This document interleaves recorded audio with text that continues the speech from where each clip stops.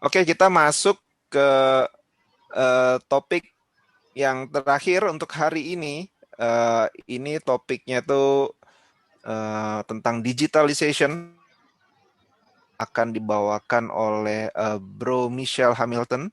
Ini beliau adalah Chief Strategy and Transformation and Digital Officer di Maybank Indonesia. Uh, Pengalaman beliau sebelumnya di berbagai bank dan consultants seperti di Rabobank, Commonwealth, EY, Oracle, Accenture, dan lainnya. Beliau merupakan alumni komputer dari UI. Kita langsung saja persilakan Bro Michelle untuk membawakan materinya Digital as Your Surviving Solution Through Pandemic and Going to the New Normal. Waktu 15 menit, saya persilahkan. Terima kasih Bro Suryo. Selamat sore semuanya. Izinkan saya share materi saya untuk hari ini. Saya akan coba share bagaimana sih digital itu sudah menjadi suatu survival kit melalui era pandemi yang terjadi saat ini dan mungkin akan terjadi lagi pandemi berikutnya dan juga menuju era new normal. Kalau saya masuk ke next slide-nya, yang pengen saya bahas hari ini mungkin lebih kepada apa yang menjadi perubahan secara behavior dari masyarakat selama pandemi dan bagaimana tren digital itu terjadi, apa yang menyebabkan advancement itu terjadi, dan bagaimana kita survive. Kalau bicara tentang digital transformasi, itu bukan hal yang pertama kali kita dengar ya di tahun ini ataupun tahun lalu ya, tapi hal yang sudah terus digembor-gemborkan, terus dikampanyekan dan didorong oleh berbagai pihak, mungkin dari awal 2010 ya. Tetapi kenyataannya adopsi digital itu sangat tergantung sekali dari maturity maupun dari sisi readiness infrastruktur masing-masing negara ataupun region di dunia ini. Tetapi dengan terjadinya COVID-19 ya, pandemi ini, itu tidak ada pilihan, tidak ada opsi. Semua dipaksa untuk bisa melakukan adopsi digital demi keselamatan, demi umat manusia ya, demi untuk mencegah penyebaran virus yang lebih lanjut. Sehingga kadang-kadang behavior manusia yaitu adalah harus melalui satu hal yang drastic changes, dramatic condition yang memaksa kita untuk melakukan adopsi, tetapi dampaknya bukan berarti jelek ya. Artinya kita mencoba untuk melakukan sesuatu yang baik dan itu hanya bisa dilakukan kalau dipaksa. Memang itu mungkin sudah menjadi satu hal yang sifat dasar manusia ya. Nah, kalau kita bicara digitalisasi, mungkin tadi juga Siselin sudah sebutkan ya beberapa nama besar, perusahaan-perusahaan besar yang sebelumnya adalah market leaders. Dalam waktu yang singkat mereka digantikan oleh para digital player ya, para inovator yang membuat suatu solusi begitu mudah melalui agile adaptation juga dan menggunakan teknologi. Di sini mereka memanfaatkan satu hal yang disebut dengan customer experience, customer pain points yang menjadi suatu objektif yang ingin mereka address, mereka resolve, dan memberikan akses itu dengan mudah, dan itu membuat mereka dengan mudah mendapatkan acceptance dari masyarakat terhadap solusi yang mereka berikan. Dibandingkan dari mungkin para perusahaan-perusahaan besar terdahulu, mereka lebih melihatnya apa yang menurut mereka bagus dan mereka berikan ke customers. Itu yang membuat para pelaku digital ini dapat dengan mudah melalui waktu yang sangat singkat, yang tadinya no one to be someone, dan menjadi market leaders dan menggantikan brand-brand yang tadinya adalah hal-hal yang kita rasa tidak akan bisa digantikan ke depannya. Nah, dan di era pandemi membuat akselerasi terhadap digital adoption. Apa yang terjadi sebelumnya mungkin kita hanya ada 36% orang yang mau melakukan adopsi dari solusi digital.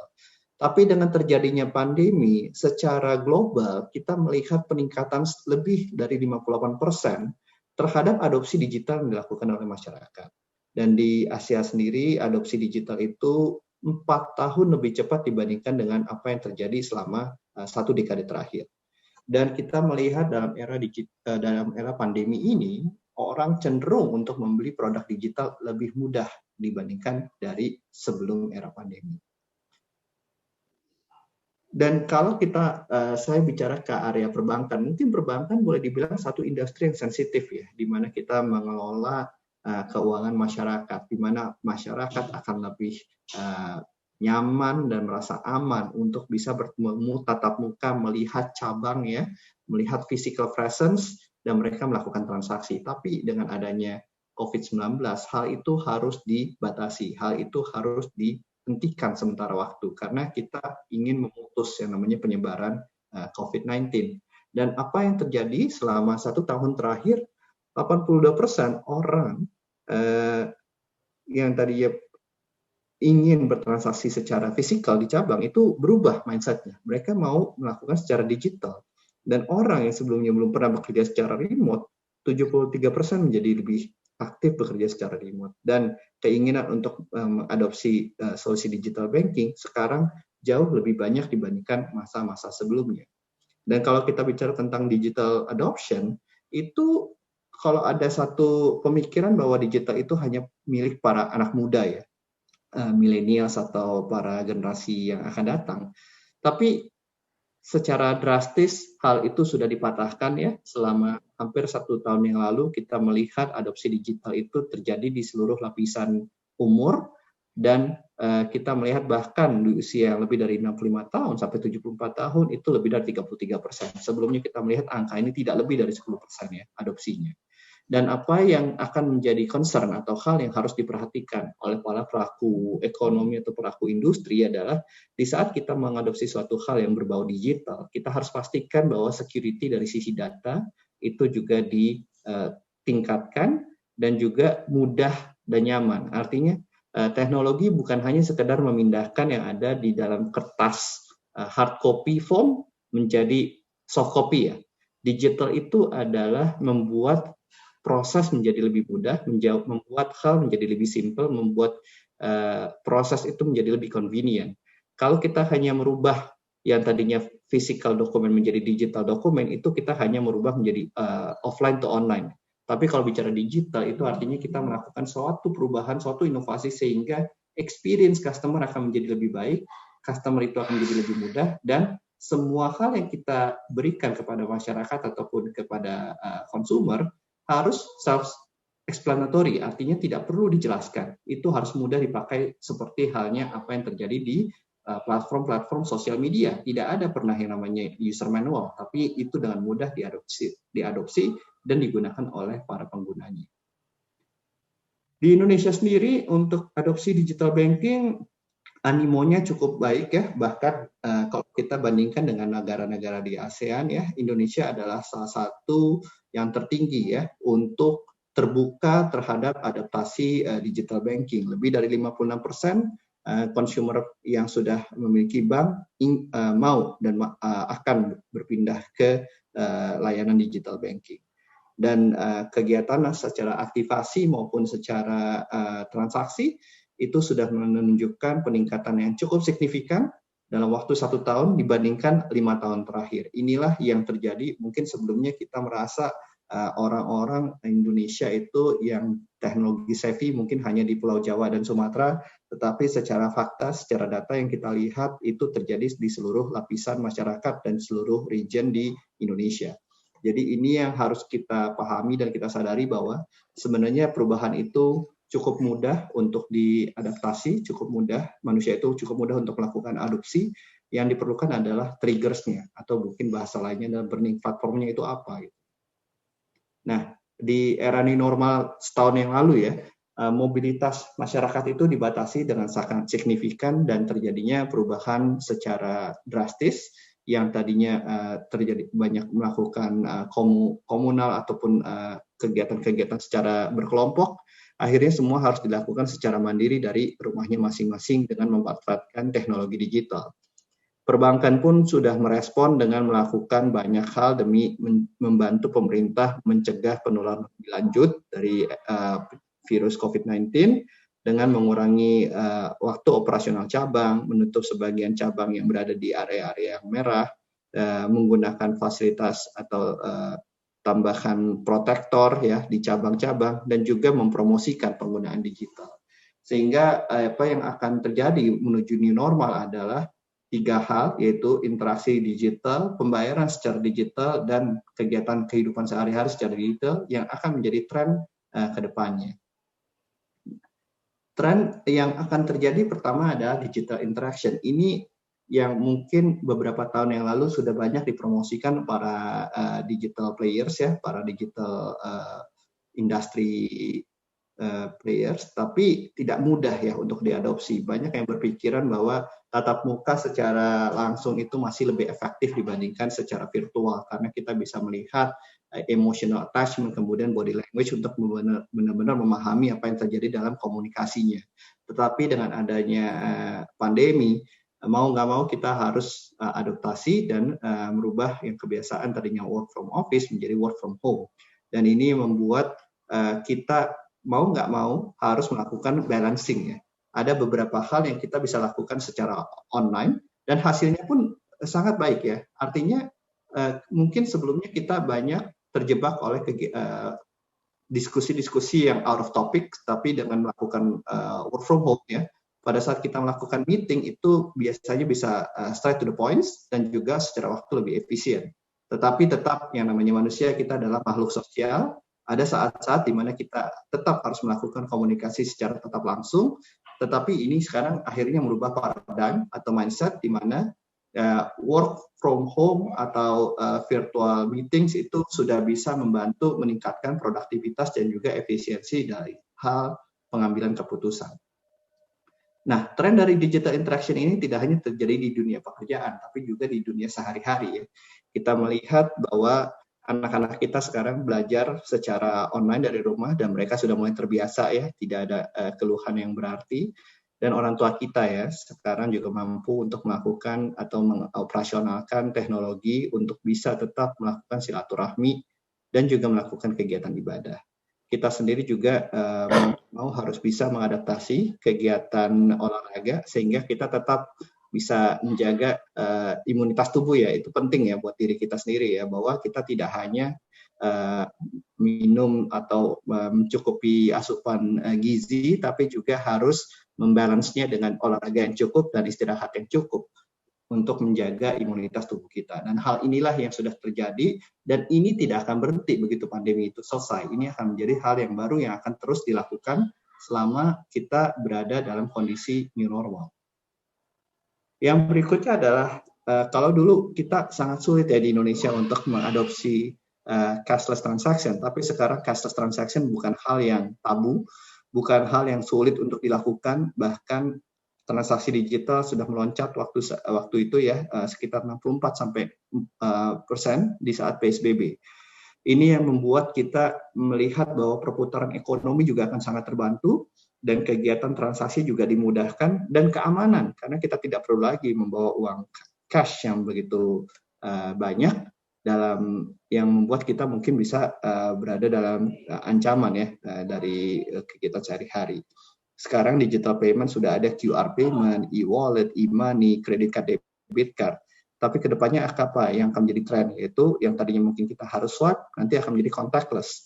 Yang tadinya kita harus menyentuh kartu fisik, tapi mungkin nanti kita tidak perlu lagi. Nah inilah yang akan terus melakukan inovasi dan akan meningkatkan lagi banyak adaptasi dari cashless transaction. Dan ini pun juga akan sangat membantu untuk mengurangi peredaran uang palsu ya, ataupun hal-hal yang membantu kegiatan yang tidak sesuai. Kita juga melihat bahwa yang namanya cashless transaction itu adalah lebih murah ya untuk negara sendiri, karena yang namanya cetak uang itu juga banyak biaya yang harus diperlukan. Sehingga kita akan melihat bahwa fenomena cashless ini akan menjadi fenomena yang akan terus terjadi, baik di era pandemi maupun di era new normal nantinya. Tren berikutnya adalah consumption yang akan terus bergeser ya. Kegiatan fisikal yang terjadi di mall akan berubah menjadi online shopping, kemudian kegiatan kita kumpul-kumpul, dining di suatu restoran akan berubah menjadi order secara online, kegiatan di mana kita menonton film baru di bioskop akan berubah menjadi secara digital dengan banyaknya online streaming, dan ini tidak akan mudah untuk kembali kebiasaan sebelumnya ya. Tentu akan ada animo-animo di mana kita akan punya keinginan untuk bernostalgia ya, bernostalgia untuk pergi ke mall, bernostalgia untuk makan di restoran maupun nonton di bioskop. Tapi pasti hal itu jauh berkurang dibandingkan dengan kondisi sebelum kita memasuki era pandemi maupun nantinya ke depan ke era new normal. Nah, kalau saya share sedikit apa yang dilakukan oleh perbankan, perbankan juga melakukan suatu adaptasi ya. Dengan melakukan adaptasi terhadap cutting edge teknologi, banyak hal yang dilakukan kan kemampuan atau solusi digital yang dimiliki perbankan. Sebagai contoh, kalau saya share apa yang pengalaman saya di bank yang saya bekerja, untuk aplikasi yang customer facing solution kita melakukan adaptasi yang namanya cutting edge seperti penggunaan QR, penggunaan biometrik seperti fingerprint dan face recognition untuk meningkatkan security, soft token juga untuk menghindari yang namanya kejahatan-kejahatan yang berbau SIM swipe ataupun SIM hijack, dan juga penggunaan cloud sebagai storage untuk big data. Inilah cutting edge teknologi yang sudah mulai diadaptasi oleh banking sehingga mereka bisa memberikan suatu pelayanan-pelayanan yang baru yang futuristik, future proof, dan juga meningkatkan convenience. Dan digitalisasi tidak hanya terjadi di customer facing, tapi juga terhadap operasional aktivitas kita di back office kita sudah juga melakukan implementasi yang namanya robotic process automation, menggunakan enterprise content management untuk sentralisasi dokumen yang darinya hard copy menjadi soft copy, menggunakan big data and advanced analytics untuk melakukan business insight generation, dan juga sekarang kita melihat di dalam cabang-cabang adanya self-service terminal untuk tetap bisa melakukan pelayanan terhadap nasabah, tapi juga menjaga keselamatan juga menghindari yang namanya kontak fisik demi mengurangi penyebaran virus COVID-19. Sorry, 1 menit Dan lagi. hal ini, thank you. Untuk hal-hal itu yang sudah itu teknologinya itu akan tertranslasi menjadi suatu fitur di mana kita membuat perbankan itu tidak hanya simpan pinjam ya ke depannya, tapi perbankan itu menjadi industri yang membantu kegiatan sehari-hari atau lifestyle dari masyarakat. Baik dari sisi memanage financial portfolio, melakukan pembayaran dari transaksi sehari-hari, bahkan investasi dan juga untuk memenuhi kebutuhan tersier ya, tidak hanya kebutuhan primer. Jadi banking industry juga beradaptasi di area new normal ini di era pandemi ini untuk memastikan bahwa kita tidak tertinggal dan kita tetap relevan untuk bisa melakukan services yang baik ke nasabah ataupun customer kita. Sebagai penutup, saya hanya coba sampaikan kembali bahwa COVID-19 adalah pandemi yang telah menyebabkan akselerasi digital menjadi sangat pesat, dan hal ini tidak akan berhenti di area ini aja, tapi nanti akan berlanjut ke era new normal. Dan kegiatan yang akan banyak melakukan adaptasi digital adalah dari kegiatan interaksi kita, dari sisi pembayaran maupun dari sisi bagaimana kita melakukan kegiatan sehari-hari. Banking juga harus melakukan adaptasi, apabila tidak dia akan punah, di mana industri-industri itu sekarang definisinya akan semakin blur. Banking akan menjadi mungkin telco akan menjadi banking, dan electricity company mungkin juga akan menjadi e-wallet players. Nah, inilah yang harus dilakukan adaptasi karena digital membuat dunia tanpa batas. Dunia tanpa batas tidak hanya di area regionalisasi ya, tapi juga dari sisi definisi industri yang biasa kita dengar sebelumnya. Mungkin itu yang bisa saya sampaikan untuk hari ini. Terima kasih. Terima kasih pemaparannya Bro Michelle, luar biasa sekali. Tolong teman-teman bisa kasih applause dan jempol untuk Bro Michelle. Saya lihat dari panelis, Bro Wilopo sudah punya pertanyaan. Silahkan ditanyakan Bro Wilopo. Ya, menarik sekali nih Bro Michelle dengan ini inti dari konferensi kita sebenarnya ujung-ujungnya ke masalah digital, dan Bro Michelle orang yang tepat untuk menyampaikan mengenai ini. Nah, ini pertanyaan saya berkaitan dengan isu yang lagi marak, isu WhatsApp yang kemudian berkaitan dengan data privacy ya. Itu pendapat Bro Michel itu gimana tentang isu ini? Thank you, Bro Wilopo. Memang itu isu yang sensitif ya. Tapi kita juga harus pahami bahwa di era connected, saya bilangnya era connected ya, di era di mana dunia tanpa batas. Nah, yang namanya privacy itu boleh dibilang kita harus akui sudah mulai tidak ada ya. Karena yang namanya generasi ke depan juga semakin tidak sensitif terhadap data privacy ya. Selama mereka mungkin beberapa survei menyatakan bahwa mereka willing to give more information as long as you give me the right offering ya, personalized solution. Dan itu yang fenomena yang terjadi ke depannya. Apa yang ada di WhatsApp ya dengan dengan privacy data policy-nya dia, itu kita harus kembalikan kepada diri kita masing-masing ya. Kita harus pahami apa yang akan di-share, apa yang tidak, dan seberapa jauh kita mau menggunakan platform itu untuk kegiatan sehari-hari. Saya berpendapat selama kita bukan, karena kalau tidak melakukan hal yang salah, kenapa harus malu gitu kan? Kenapa harus ditutupin gitu ya? Dan kalau rasanya percakapan kita yang di WhatsApp, selama kita memegang hal-hal prinsip-prinsip yang baik ya, saya rasa tidak ada hal yang perlu dikhawatirkan, dan kita juga harus paham di mana platform yang tepat yang seperti apa yang harus kita gunakan untuk melakukan interaksi ya. Karena kita juga harus mature untuk memahami platform-platform itu mempunyai risiko masing-masing. Dan kalau kita membicarakan hal-hal sensitif, isu pekerjaan, tentu sebaiknya tidak dilakukan di platform yang terbuka, tapi perusahaan sendiri pun sudah menyiapkan platform untuk bisa melakukan itu.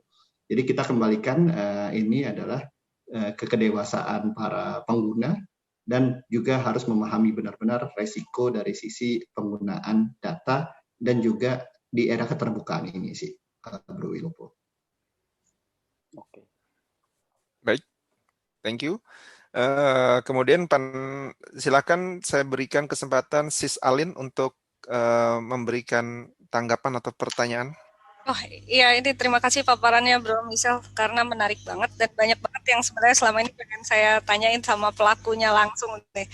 Yang pertama, ini kan sebenarnya konvergensi teknologi ini sudah sejak lama digadang-gadang, tapi diakselerasi sama COVID ya Bro ya. Betul sekali. Ini akan sejauh apa merubah operating model dari perbankan itu sendiri? Apakah nanti ke depannya memang banking itu akan sangat sedikit tenaga manusianya, kemudian physical branch-nya akan berkurang secara signifikan.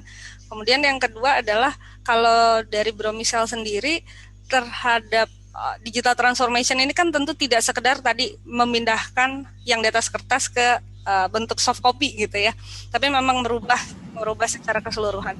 Sejauh apa itu mempengaruhi productivity ya Bro Michel? Baik itu productivity masyarakat, artinya kalau dulu transaksi uang tunai, sekarang GoPay kan sama-sama Rp500 gitu ya, nggak ada bedanya. Tapi apakah memang ada peningkatan produktivitas di level masyarakat yang terkena digital imbas ini, atau sebenarnya cuma baru pengalihan aja? Sama kalau di kantor sendiri gimana nih teman-teman di Maybank nih? Ya, ada peningkatan produktivitas signifikan nggak Bro dengan digitalisasi? Thank you. Terima kasih, Sis Alin. Kalau ditanya seperti apa trennya ke depannya di perbankan, bahkan regulator pun sudah menyerah ya. Digitalisasi adalah hal yang bukan hal bisa dihindari. Kita lihat bahwa rise of virtual bank ya, atau new banking itu sudah mulai bermunculan ya. Shopee, rumor yang terbaru kan sudah mulai akan membuat bank di Indonesia. Alibaba juga sudah ada.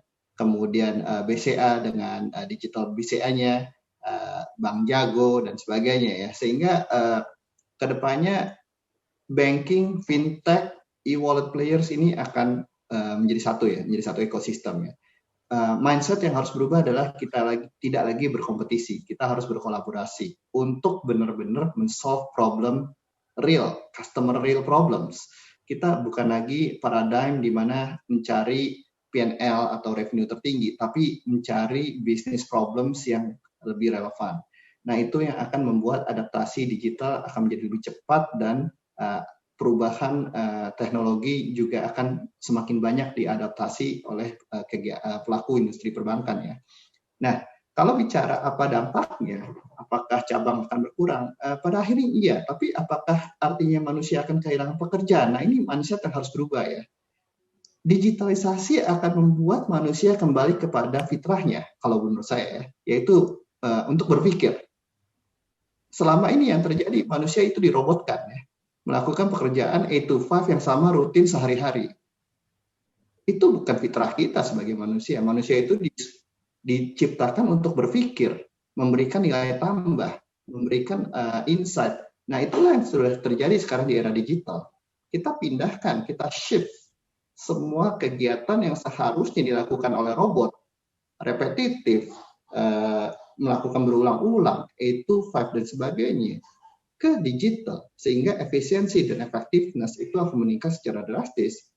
Tapi bukan berarti peran manusia hilang. Peran manusia akan sebagai analis gitu ya, akan melakukan insights, akan melakukan continuous improvement, akan melakukan perubahan, dan disitulah kita membebaskan tugas manusia yang tadinya disuruh kerja secara rutin, itu 5 hal-hal yang harusnya bisa dilakukan secara sistem, kembali ke robot, dan manusia kembali kepada fitrahnya, adalah untuk melakukan kegiatan yang lebih memberikan manfaat dan melakukan ide-ide kreativitas yang lebih banyak. Nah, ini kalau di Maybank kita melihat beberapa adaptasi digital itu udah sangat meningkatkan produktivitas baik dari front office maupun back office. Front office mungkin yang tadinya untuk mendapatkan nasabah baru dia harus bawa form berpuluh-puluh ya, dan harus ditungguin.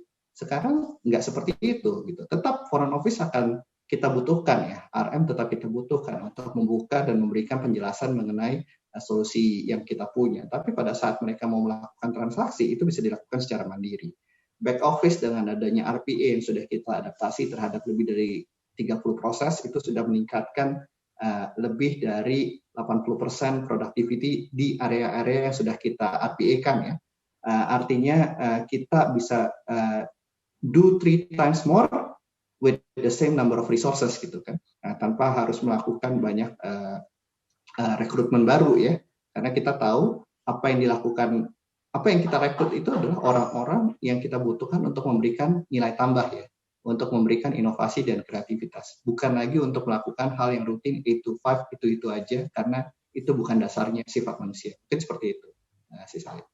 Terima kasih. Sama-sama. Thank you penjelasannya. Next-nya dari saya beri kesempatan Pak Devnil. Singkat aja Pak, waktunya sudah tidak banyak. Ya, terima kasih.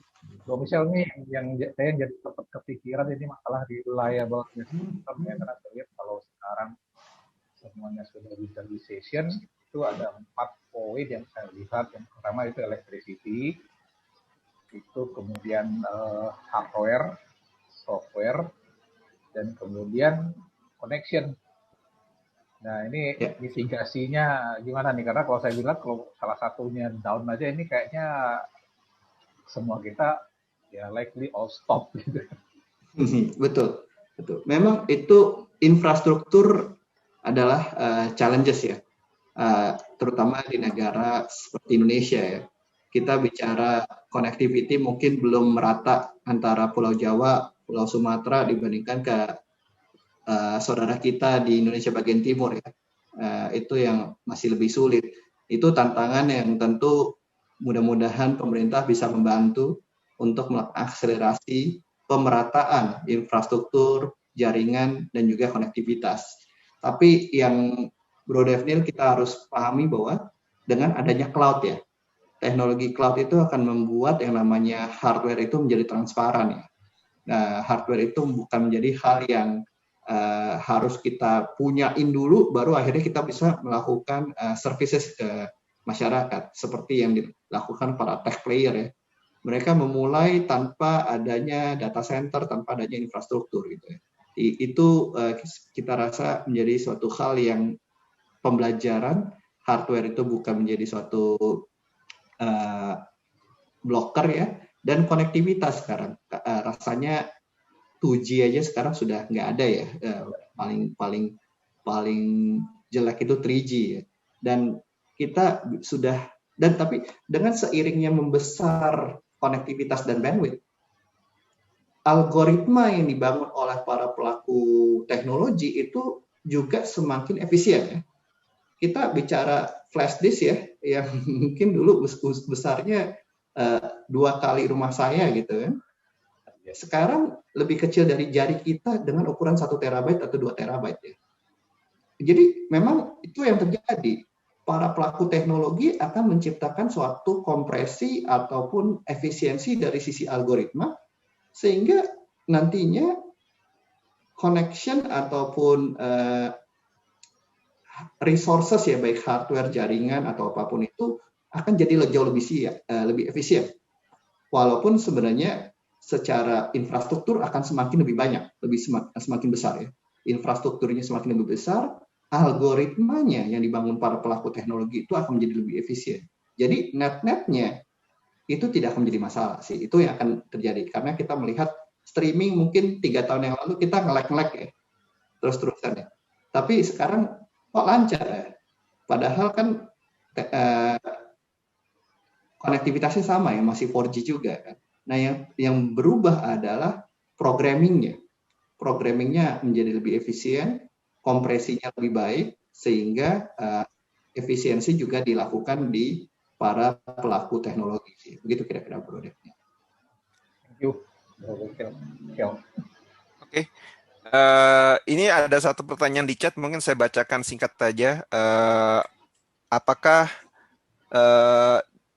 pajak dalam transaksi digital yang end-to-end sudah diantisipasi oleh banking system? Pertanyaan dari Budina.